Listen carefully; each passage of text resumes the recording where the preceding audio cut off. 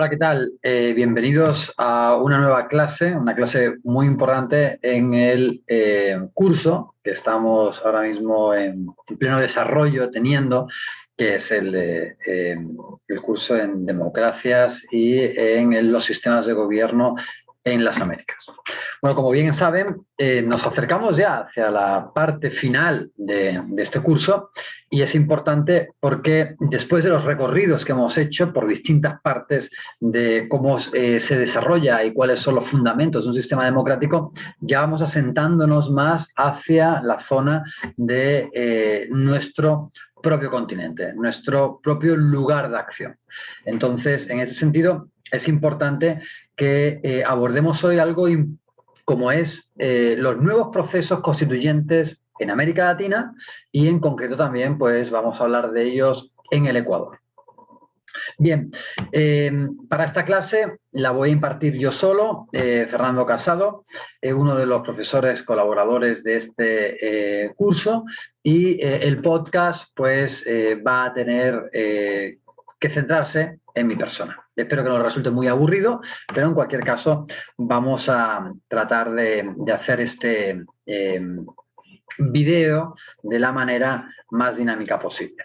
Lo primero que tenemos que tener en cuenta a la hora de pensar en estas nuevas constituciones, que son constituciones sobre todo, ¿no?, el nuevo constitucionalismo latinoamericano, procesos constituyentes de una grandísima originalidad, de un calado que hasta ahora probablemente es el más profundo en materia de protección de derechos humanos en todo el continente americano, pero también a nivel mundial.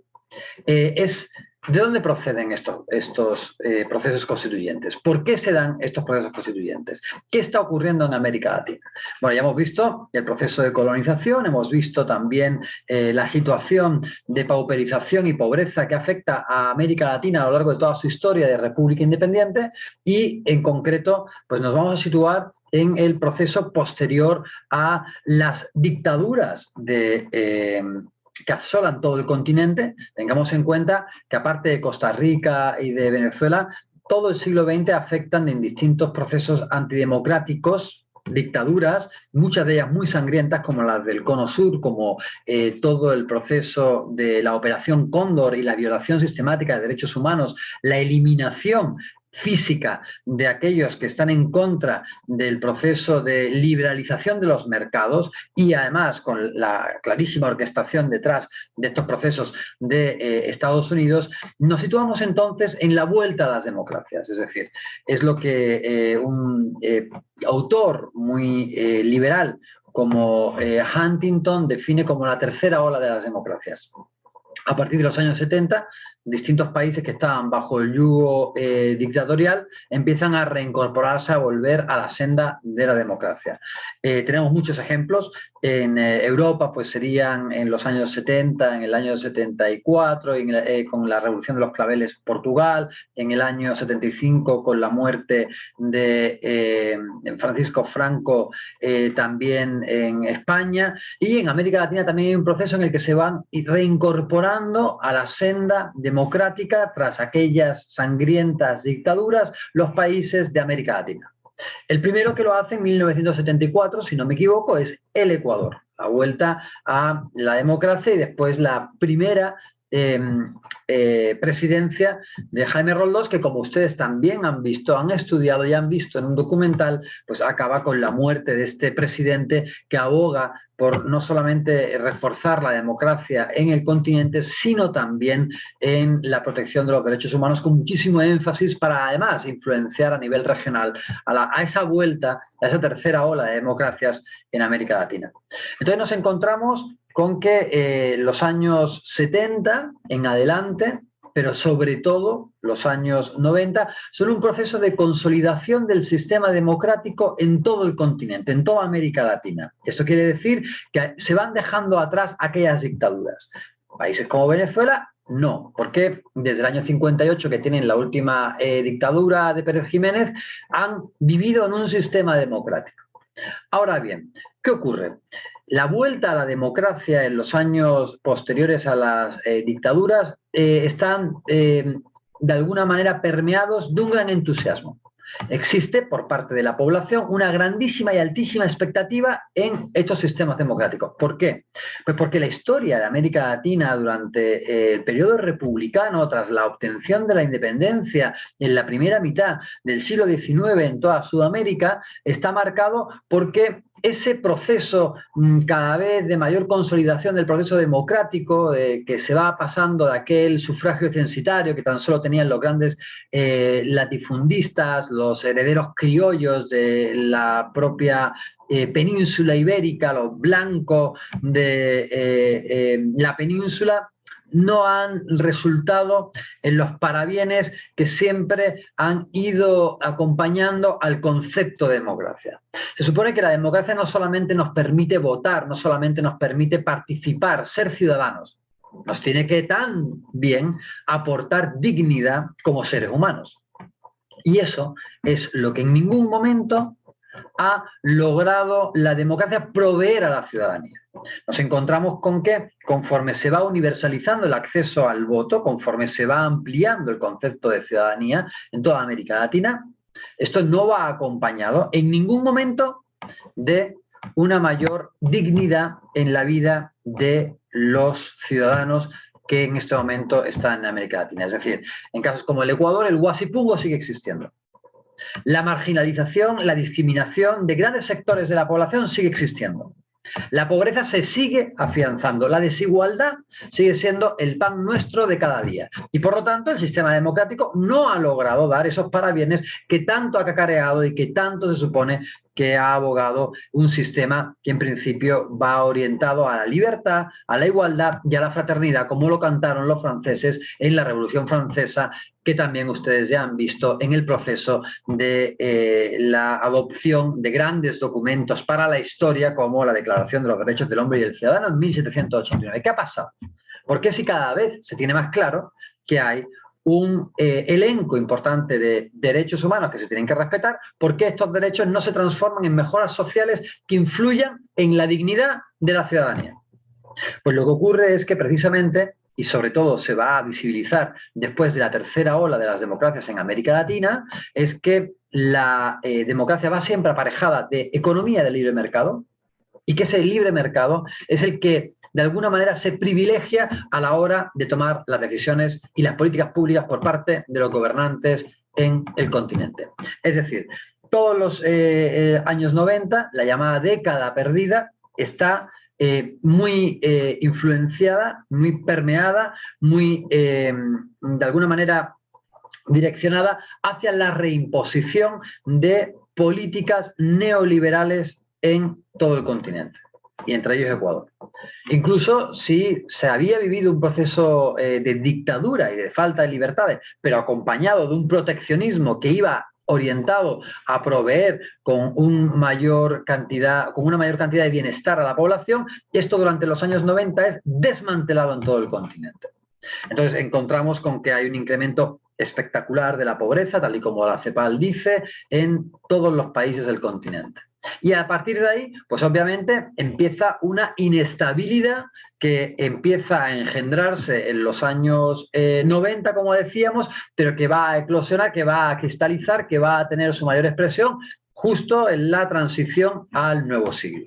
Entonces, por ejemplo, en países como Venezuela fueron durísimamente marcados por lo que se llamó las revueltas sociales del Caracazo de 1989, en el que la población, como ocurrió también en muchos otros países del continente, en un momento en el que se van aplicando cada vez una mayor cantidad de paquetes neoliberales, llega un momento en el que hay una gota que rebasa el barril, ¿no? Que desborda la situación social, que deriva en una grandísima conflictividad, como fue en la subida de los pasajes. Esto además sabemos que es como una especie de tabú o de hito social que está ocurriendo, pues no solamente ocurrió también en el Ecuador, sino que ha ocurrido también en otros países recientemente, como incluso Chile, donde la subida mínima finalmente, después de toda una aplicación de medidas neoliberales, dio lugar a la gran eclosión y explosión social que actualmente en Chile, por ejemplo, ha derivado en el proceso constituyente en el que todavía está inmersa esa sociedad para, de alguna manera, quitarse ya del lastre de un sistema constitucional heredado del pinochetismo, ¿no? De Augusto Pinochet, de ese gran y terrible dictador que asoló Chile durante muchos años.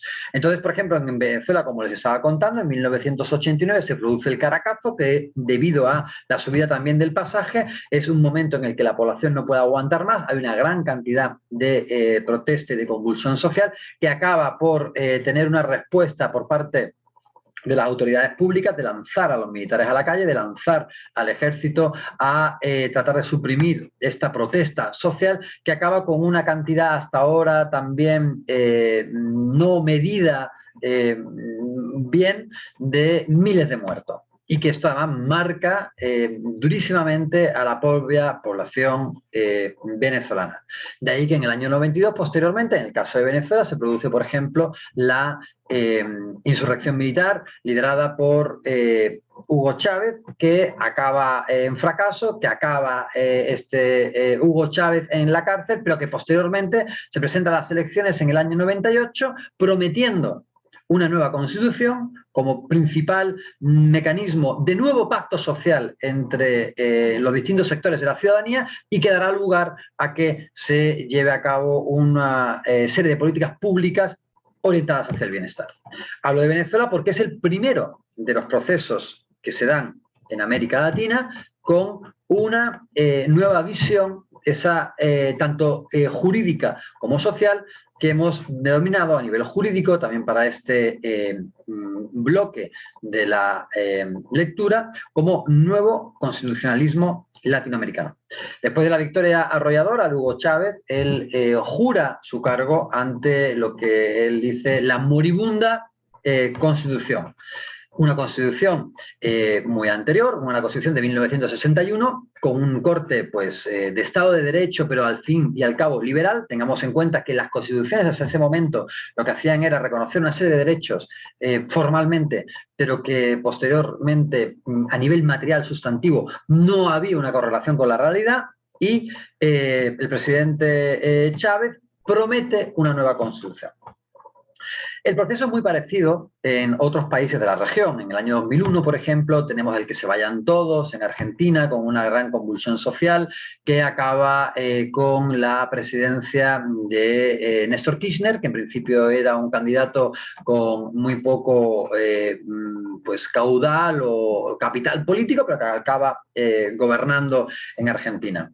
Tenemos la aparición del Frente Amplio con los Tupamaros a la cabeza, antiguos guerrilleros en el Uruguay, que acaban también gobernando en el Uruguay. Tenemos, por ejemplo, en el Ecuador, primero una gran expectativa en torno a un militar que tenía de alguna manera un perfil parecido al de Hugo Chávez y que se llamaba Lucio Gutiérrez, que acaba en un fracaso estrepitoso en cuanto a las expectativas que se habían puesto, porque rápidamente, una vez que logra obtener la presidencia en un gran pacto social, se dedica a la aplicación de terribles medidas de carácter neoliberal. El Ecuador también venía de un proceso pues, muy complejo en el que había una gran convulsión social, en el que también se veía la importancia de generar una serie de nuevas políticas en materia jurídica que pudieran dar la cabida, la base al desarrollo de políticas de dignidad, como es la Constitución de 1998, pero que, aunque tenía una gran proyección en cuanto a la cantidad de derechos allá contemplados en esa Constitución, no había después una correlación en las políticas públicas porque se dejaba en la propia Constitución mano completamente abierta a la imposición de medidas de carácter neoliberal, como ocurrió, de hecho, posteriormente. Así ocurre en el Ecuador, que finalmente también una persona prácticamente desconocida, que había sido ministro de Economía en el gobierno de Palacios, en ese señor que sustituye a Lucio Gutiérrez, pues este ministro de Economía que durante 3 meses intenta generar una serie de políticas que al ser coartadas desde el propio jefe del Poder Ejecutivo, presidente, renuncia y posteriormente lanza su candidatura a la presidencia del Ecuador y se llama Rafael Correa. Y que también promete una nueva constitución. Y lo mismo ocurre en Bolivia, porque los 3 procesos que, pese a que tuvimos muchos gobiernos progresistas a lo largo y ancho del continente, en la primera mitad de la década del nuevo siglo, siglo XXI, muchos de ellos aunque tuvieran políticas públicas, se basan en modelos constitucionales jurídicos anteriores que no podríamos encuadrar en lo que denominamos como nuevo constitucionalismo latinoamericano. Sin embargo, en países como Ecuador, Venezuela y Bolivia sí se dan esos nuevos procesos constituyentes que marcan una nueva realidad, una pauta completamente diferente a lo que habían sido procesos constituyentes previos. En el caso de Bolivia, que sería el tercero de los procesos, nos encontramos también con que hay una grandísima convulsión social. Recordemos la guerra del agua, que deja muchos muertos en Bolivia, con un nivel también de organización muy importante dentro de la sociedad civil boliviana, y que después de el fracaso en el año 2002 de Evo Morales, que queda unas décimas solamente de ganar la presidencia frente al candidato Goni, que reimplanta una serie de medidas de carácter neoliberal, que impone impuestos a lo que eran ya salarios de hambre, vuelve a haber una gran conflictividad social, vuelven a haber unas elecciones, tiene que huir fuera del Ecuador Goni, como ocurre con otros muchos presidentes en el continente, y finalmente llega al poder Evo Morales, también con la promesa de una nueva constitución.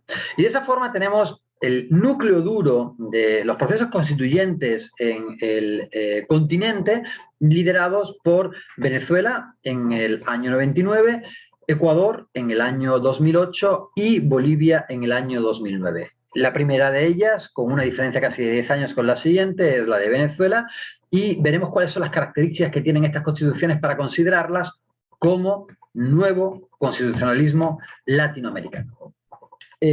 Obviamente las constituciones de Ecuador y de Bolivia son versiones muy mejoradas de la de Venezuela, porque tienen toda una década para ver qué funciona, qué no funciona y qué hay que plantear con énfasis, o qué hay que mejorar, o qué hay que adelantar.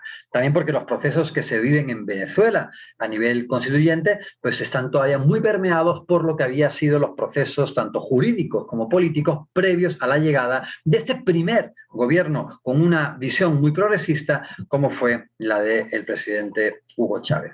Entonces, lo primero que tenemos que tener en cuenta es que estos procesos tienen unos mecanismos de aprobación que en sí mismos son mucho más democráticos de lo que habían sido cualquiera de los procesos normativos, jurídicos anteriores para elaborar una constitución en cualquiera de los países y procesos que son considerados. ¿A qué me refiero concretamente? Me refiero a que una constitución, una vez planteada desde el Poder Ejecutivo, necesitaría 3 pasos fundamentales. El primero de ellos, el que la población apruebe que quiere una constitución y que, por lo tanto, desearía dejar de lado la constitución anterior. Entonces, por lo tanto, el primero de los pasos, como les comento, es el de aprobar en un referéndum, sí, queremos una asamblea constituyente. En segundo lugar, que los constituyentes de esa asamblea sean aprobados también por la población. Es decir, aquellas personas que van a conformar el nuevo texto constitucional tendrán que ser votados y votadas por la ciudadanía. Por lo tanto, es importantísimo que haya unas elecciones para ver quiénes son los que van a conformar esa asamblea constituyente, y que no sean los miembros de esa asamblea constituyente cualquier persona que, por ejemplo, el Poder Ejecutivo de aquel momento decidiera. Entonces, segundo paso. Y tercer paso, que se refrende o que se rechace ese texto constitucional que han hecho esos constituyentes aprobados por la ciudadanía, que a su vez surge de un mandato de una nueva constitución aprobada por la ciudadanía, que finalmente sea aprobado o refrendado el texto final por la ciudadanía.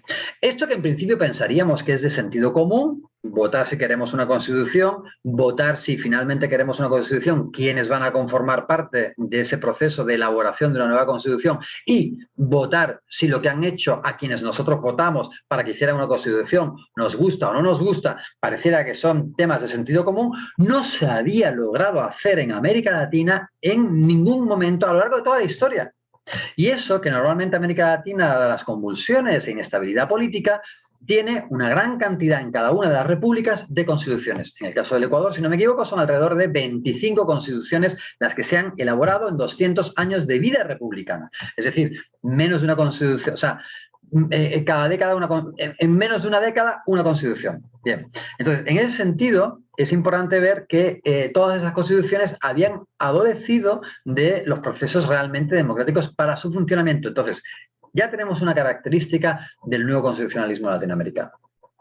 Es precisamente el hecho de que se hayan pensado esas constituciones de una manera realmente democrática. En segundo lugar, tenemos también que se conceptualiza el Estado de una manera distinta.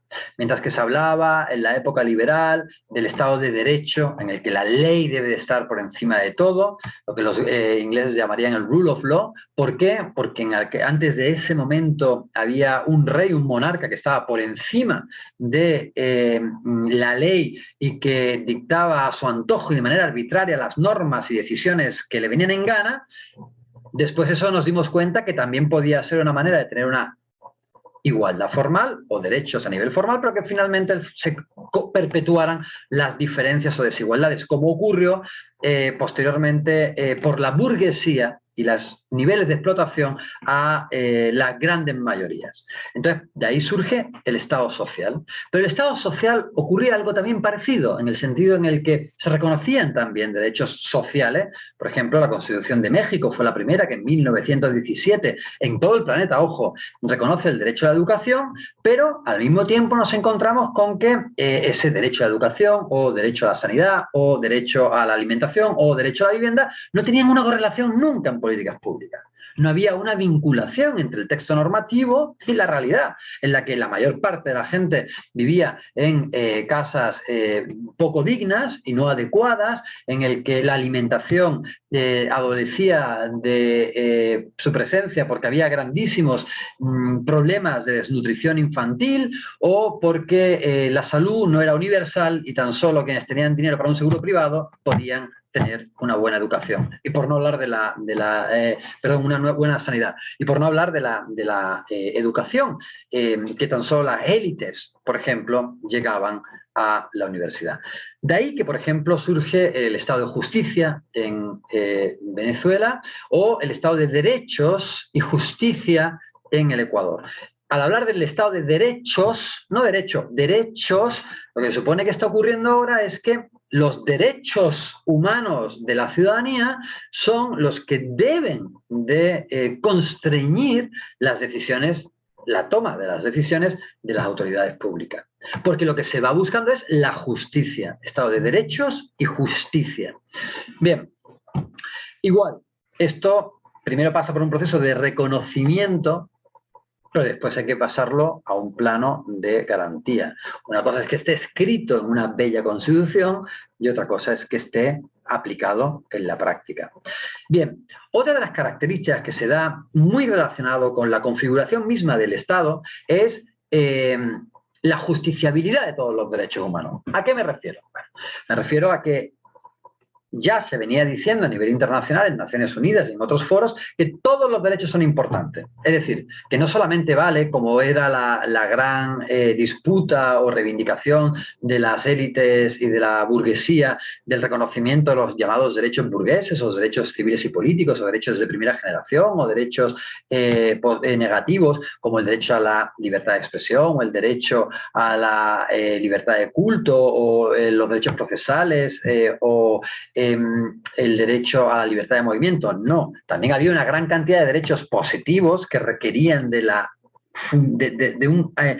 una actuación proactiva del Estado, en el que el Estado tenía que gastar dinero, no solamente abstenerse de intervenir, sino gastar dinero para desarrollar políticas públicas para que se pudieran llevar a cabo la garantía de esos derechos. Y de nuevo nos referimos a los derechos sociales, como el derecho a la educación, o sea, para que haya universidades o para que la gente pueda acudir a la universidad, pues tiene que haber universidades públicas y de calidad, ¿no? Si solamente existiera en Manabí la Universidad de San Gregorio, pues solamente el que tuviera $5.000 cada 6 meses o cada año podría acceder a la Facultad de Derecho de la Universidad de San Gregorio. Ahora, si tenemos también la Universidad Técnica de Manabí, con una serie de cupos abiertos a toda la ciudadanía, pues podremos ver que independientemente de si tienes 5.000 dólares o no, podrás acceder a una educación pública y de calidad. Entonces, claro, ¿pero qué ocurre? Que tiene que estar el Estado detrás,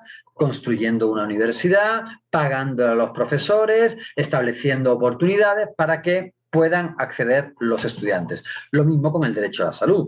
Si solamente hacemos hospitales privados, pues ¿cómo van a acceder a la salud las clases más desfavorecidas? O el derecho a la vivienda. Habrá que construir viviendas para aquellos que no tienen viviendas dignas y adecuadas.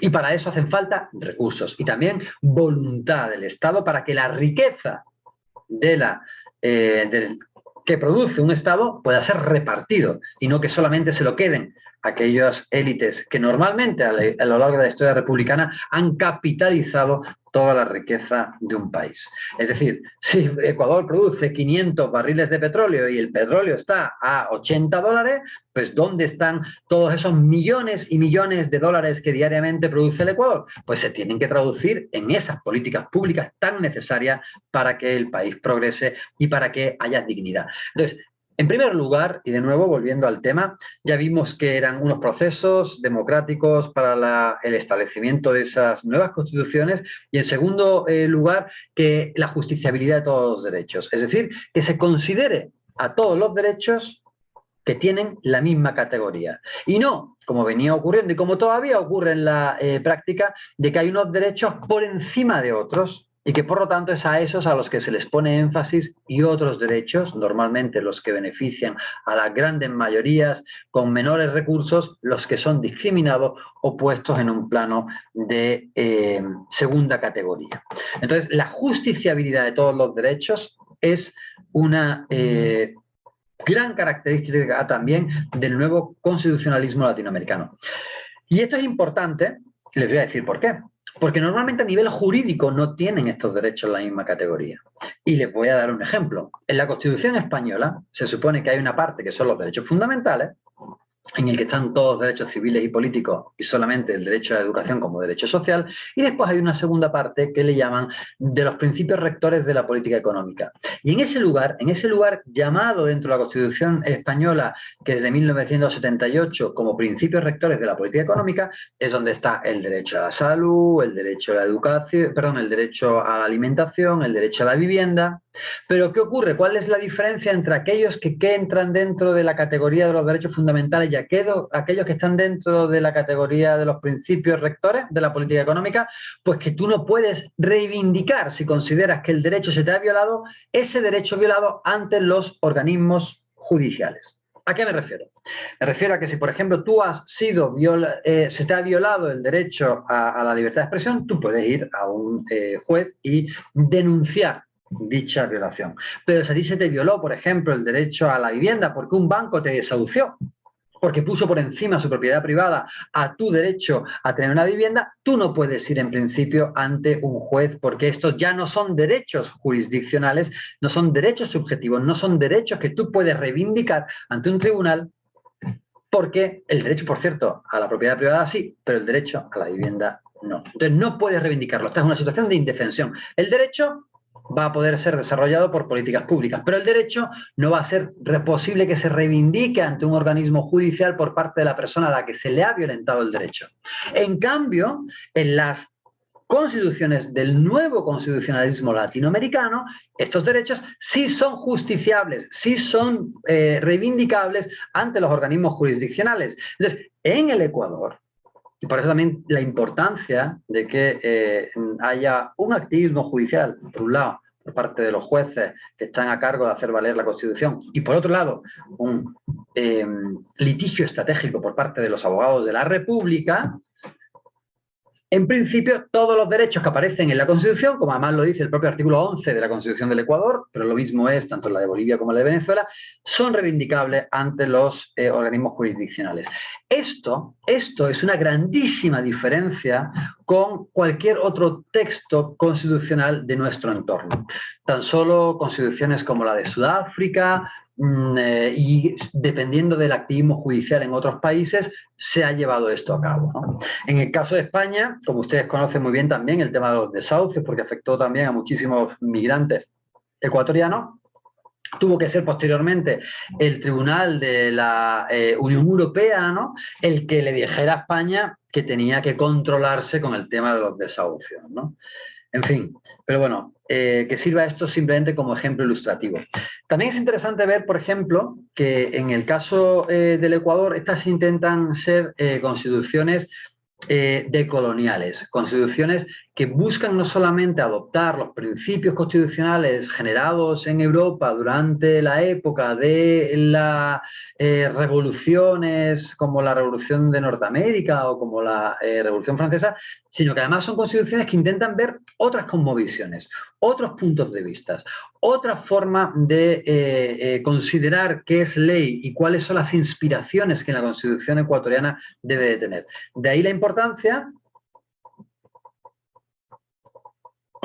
en Ecuador de los llamados derechos del buen vivir. Entonces, en el Ecuador no solamente se consideran como derechos constitucionales los que se han conceptualizado en la tradición occidental de las constituciones, sino que además tenemos otra forma de pensar en los derechos, como son los derechos llamados del buen vivir, que además son los más importantes. Encontramos ahí el derecho a la comunicación, el derecho a la vivienda, el derecho a la salud, el derecho a la educación. Hay una gran cantidad de derechos, y no, derecho al agua, ¿no? Y no son solamente derechos que podríamos catalogar como sociales, sino que también habría otro tipo de derechos, como le hemos dicho, el de la comunicación, relacionado con la libertad de expresión, relacionado con la información veraz, y que son derechos del buen vivir o del summa causae. Además, entendiendo el summa causae desde el punto de vista de la sostenibilidad, desde la armonía con la naturaleza, desde la armonía con el otro. Es decir, se incorporan una serie de conceptos que ya no son los conceptos occidentales del bienestar. Porque claro, ¿bienestar qué es? Tener 4 iPhones. Ah, perfecto, pues eso bienestar todo. No se pueden tener 4 iPhones porque la cantidad de recursos que utiliza el iPhone hace que sea insostenible la producción de iPhones, porque no se podría proveer a toda la población del planeta Tierra con 4 iPhones. Entonces, eso no puede. Los estándares de consumo europeos o los estándares de consumo de bienestar estadounidenses no son extrapolables al resto de la población. Por eso, además, no es éticamente viable, porque el hecho de que los europeos tengan unos niveles de vida y de consumo determinados, como no son extrapolables, quiere decir que ellos, los europeos y los estadounidenses, se están comiendo los recursos de otros lugares. De ahí que nosotros conceptualicemos por encima de ese bienestar fruto de la socialdemocracia europea en el summa causae o buen vivir, porque son otros los parámetros en los cuales tenemos que sustentar la dignidad humana, no netamente en el consumo, que es la espina dorsal del el capitalismo salvaje actual. Bien, bueno, espero que, pese a que es tanta la información que hay que dar en tan poco tiempo, espero que me estén siguiendo. Desde ahí la importancia, además, de nuevas cosmovisiones, nuevos conceptos, que no provienen de la tradición occidental europea, que tratan de romper con el eurocentrismo, que también normalmente afecta a la propia conceptualización jurídica de nuestras constituciones. De ahí conceptos como el summa causae. Otro tema fundamental que surge en este momento como parte de esta nueva ola de constituciones y que viene a afectar de forma muy importante y estructural a nuestros sistemas democráticos, es el hecho de que estas constituciones tratan de transgredir, superar las meras democracias de carácter representativo. Normalmente una democracia era simplemente el proceso de representar, es decir, las nuestras eran democracias representativas liberales. ¿A qué nos referimos? Nos referimos a que las democracias modernas consideran que simplemente el hecho de que los ecuatorianos puedan ir a votar una vez cada 4 años por las autoridades que les representan es suficiente. Que vayan una vez a votar por el presidente y los asambleístas de la Asamblea Nacional es suficiente. Que vayan a votar por los alcaldes y los representantes legislativos o de las parroquias rurales en el Ecuador y el alcalde y tal, y los concejales es suficiente. No. Porque claro, además, nosotros no tomamos decisiones en una democracia. Nosotros la única decisión que en una democracia representativa tomamos es quién va a tomar las decisiones. Es decir, cuando yo voto por alguien, yo lo que estoy haciendo es darle mi voto, darle mi confianza a alguien para que ese alguien tome decisiones. Y solamente cuando hay un referéndum o una consulta popular, yo tomo una decisión concreta sobre un tema concreto. Que, por cierto, tampoco se ha visto muy desarrollado este tema de las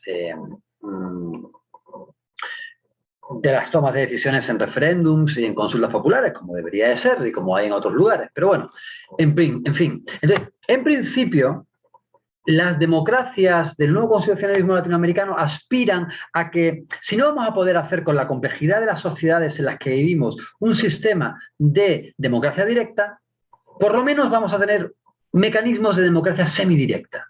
Entre ellos, por ejemplo, que se pueda llevar a cabo un revocatorio del cargo de presidente en el supuesto en el que a la población no le satisfaga las funciones de este presidente.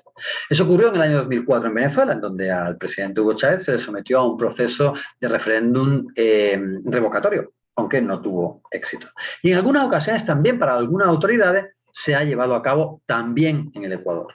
Eso ya es también una interesante medida porque no tiene la población simplemente que aguantar o derrocar a una autoridad a la cual fue votada para un tiempo determinado, sino que se puede hacer con antelación, de esa forma también reconduciendo la conflictividad social a mecanismos de carácter democrático. Nosotros vamos a dedicar un módulo posterior a todos estos mecanismos que existen actualmente en la Constitución ecuatoriana y que, de hecho, por ejemplo, muchos de ellos nunca fueron desarrollados, lamentablemente. Pero, por ejemplo, en Venezuela hemos visto cómo han surgido todo lo que es el tema de los consejos comunales y la toma de decisión a nivel local, en el que la población toma decisiones que después son vinculantes para las autoridades, o todo lo que tiene que ver con el ejercicio de la democracia directa en el proceso de comunas. En el Ecuador, en realidad, es la constitución que más habla en el nuevo constitucionalismo de la participación ciudadana. Sin embargo, como el mecanismo de la silla vacía o como tantos otros, los presupuestos participativos, pero que sin embargo no han tenido el desarrollo que se esperaba tener mediante la práctica posterior, ¿no?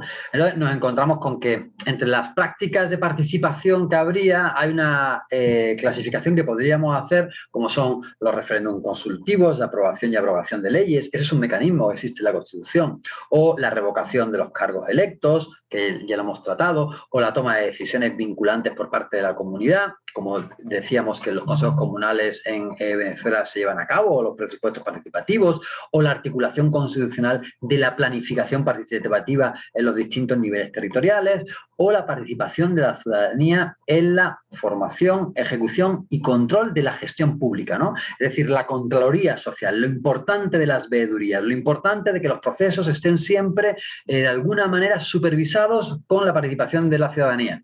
Ahí tenemos que tener en cuenta que también la ciudadanía tiene un rol protagónico y una corresponsabilidad que tiene que ejercer.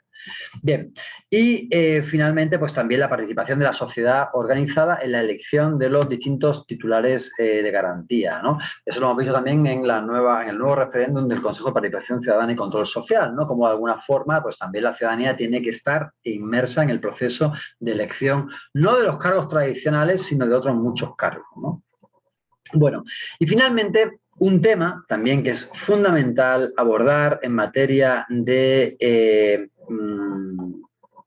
nuevo constitucionalismo latinoamericano es cómo se ha llegado a romper con ciertos paradigmas jurídicos que se tenían hasta el momento. Por ejemplo, nuestras constituciones beben de esa tradición humanística antropocéntrica, es decir, los derechos humanos provienen del antropocentrismo. ¿Qué es el antropocentrismo? El hombre como centro del universo, que rompía con aquella tradición del antiguo régimen del teocentrismo, Dios como centro del universo. Ahora es el hombre, la razón, la que se impone.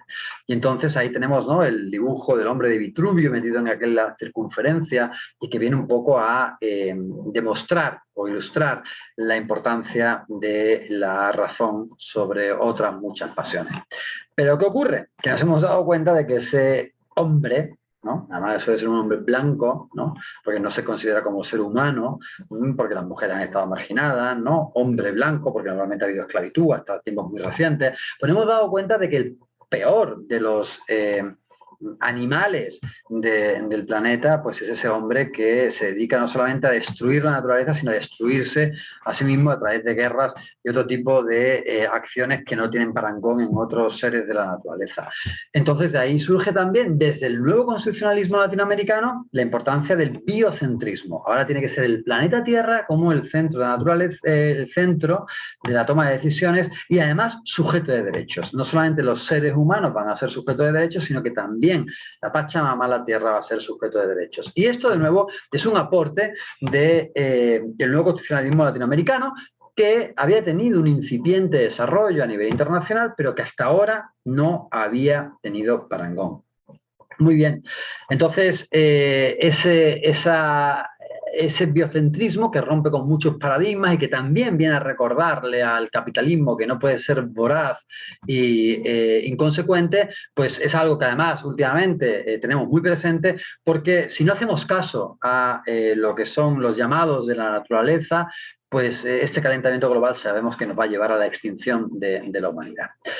Bueno, hasta aquí creo que podríamos haber hecho un planteamiento sobre la importancia de los procesos del nuevo constitucionalismo latinoamericano, ¿no?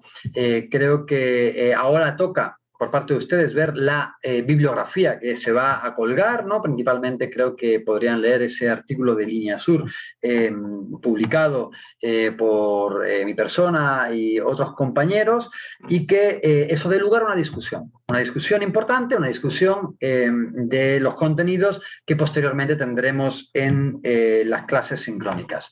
Les agradezco mucho su atención, espero que vean este video y nos seguimos viendo en nuestro próximo módulo de Democracia y Sistemas de Gobierno en las Américas.